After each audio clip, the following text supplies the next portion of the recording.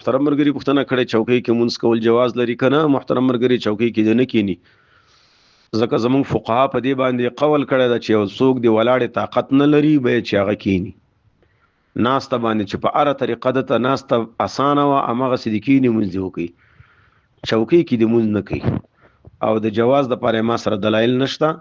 مونږ فتوا هم دغه د چې په چوکیګانو کې منځونه مکوئ. نن سبا رواج جوړ شوی خاص کر پاکستان کې چې جمعاتو ته ورسي ټول جمعات د چوکۍ وي، ټول جمعات له چوکۍ جوړي. دغه سړی به ښه ګرځي، بازار ته بمزي، واده ته بمزي، خیراتو ته بمزي، خو چې جمعات ته راسي نو بیا په چوکۍ کې ناستي.